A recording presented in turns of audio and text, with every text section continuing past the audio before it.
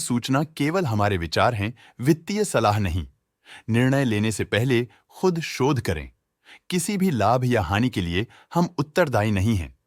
आज हम देख रहे हैं अपोलो टायर्स लिमिटेड के 2025-26 Q1 की standalone financial performance. Starting with the sales, पिछले क्वार्टर से सेल्स में 3% का इंक्रीज हुआ है, मगर कंपनी ने पिछले साल के मुकाबले 3% का सेल्स इंक्रीज रिपोर्ट किया। Expenses 0.5% quarter on quarter increase हो गए हैं, जो साल भर के 3% के राइज के साथ अलाइन करता है। क्वार्टरली एक्सपेंसेस के कंपैरिजन में सेल्स इंक्रीज होना दिखाता है कंपनी ने अच्छा परफॉर्म किया। हालांकि सालाना कंपनी को चैलेंजेस का सामना किया। ऑपरेटिंग प्रॉफिट, जो पिछले साल के कंपैरिजन में 2% अप हुआ है, quarter on quarter around 25% increase हुआ है।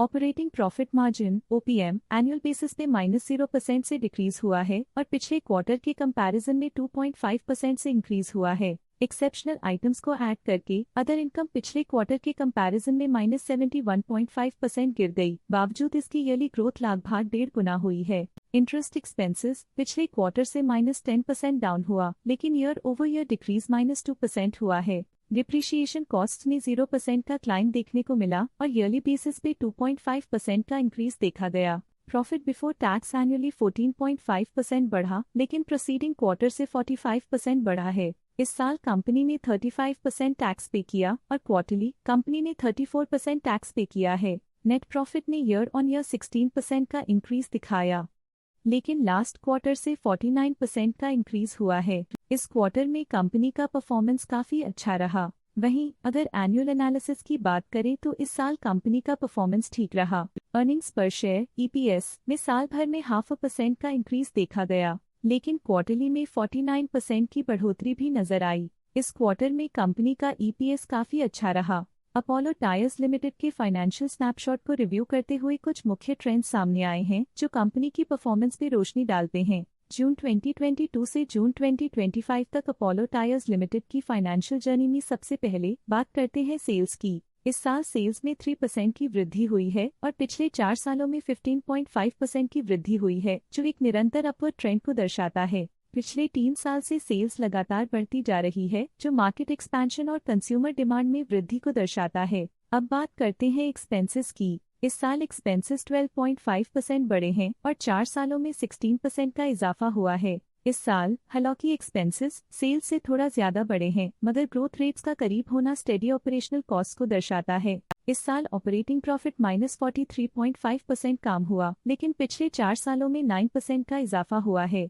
इस साल ऑपरेटिंग प्रॉफिट में कमी आई है, लेकिन पिछले 2 साल की वृद्धि रेजिलियंस को दर्शाता है, जो एक अस्थायी मार्केट को संकेत करता है। इस साल नेट प्रॉफिट में -37% की गिरावट हुई, लेकिन पिछले 4 सालों में 122% की बढ़ोतरी हुई है, जो कंपनी की मजबूती दिखाता है। इस साल नेट प्रॉफिट में आई कमी के बावजूद पिछले सालों में हुई पॉजिटिव वृद्धि एक अस्थायी मार्केट एडजस्टमेंट को दर्शाता है। इस साल EPS में -51% की कमी के बावजूद लंबी अवधि में देखा जाए तो 72% की मजबूत वृद्धि हुई है। इस साल EPS में कमी आने के बावजूद पिछले सालों की ग्रोथ कंपनी की मजबूत ओवरऑल परफॉर्मेंस को अंडरलाइन करती है। चलिए अब बात करते हैं शेयर होल्डिंग पैटर्न की। अपोलो टायर्स की शेयर होल्डिंग रिपोर्ट्स कुछ इस प्रकार की हैं, जो अननोन 2025 के तक चलता है। ये रिपोर्ट कंपनी के शेयर्स की डिटेल्ड जानकारी देता है, जिसमें promoters, promoter groups, foreign investors, public investors और सरकारी एंटिटीज शामिल हैं। प्रमोटर्स शेयर होल्डिंग 2025 के में 37.36% से 2025 के में 36.95% तक डिक्रीज हो गया।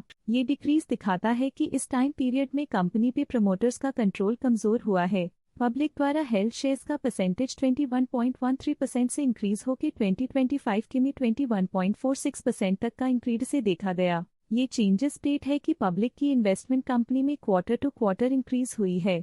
जब कंपनी के शेयर्स का अधिकतम हिस्सा प्रमोटर्स, FII, DII या गवर्नमेंट के पास होता है, तब ये माना जाता है कि कंपनी मजबूत हाथों में है, जो स्थिरता और मजबूत समर्थन को दर्शाता है और इस मार्केट की स्थिरता बनी रहती है। DII डोमेस्टिक इंस्टीट्यूशनल इन्वेस्टर्स ने अपना शेयर होल्डिंग 2025 में 26.51% से 2025 में 27.53% तक इंक्रीज किया। ये बताता है कि डोमेस्टिक इंस्टीट्यूशंस ने कंपनी में अपना इंटरेस्ट 1.02% तक इंक्रीज किया है। फॉरेन इंस्टीट्यूशनल इन्वेस्टर्स की शेयर होल्डिंग में थोड़ा डिक्रीज आया 2025 के से 2025 के में। जो दिखाता है कि फॉरेन इंस्टीट्यूशंस ने अपने स्टेक को क्वार्टर टू क्वार्टर -1.16 से डिक्रीज किया है, जिसे पता चलता है कि उन्होंने अपनी इन्वेस्टमेंट्स को पुल बैक किया है।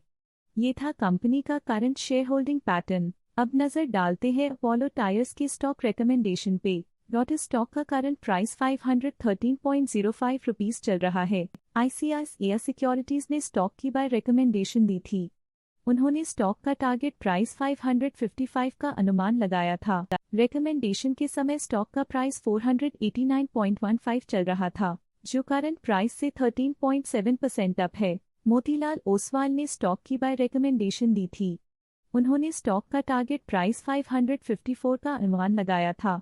रिकमेंडेशन के समय स्टॉक का प्राइस 489.15 चल रहा था, जो करंट प्राइस से 13.5% अप है। आज के लिए फाइनेंशियल सेक्टर में इतना ही। देखने के लिए धन्यवाद। स्टॉक लेटेस्ट न्यूज अपडेट के लिए चैनल को सब्सक्राइब करें और वीडियो को लाइक एंड शेयर करें।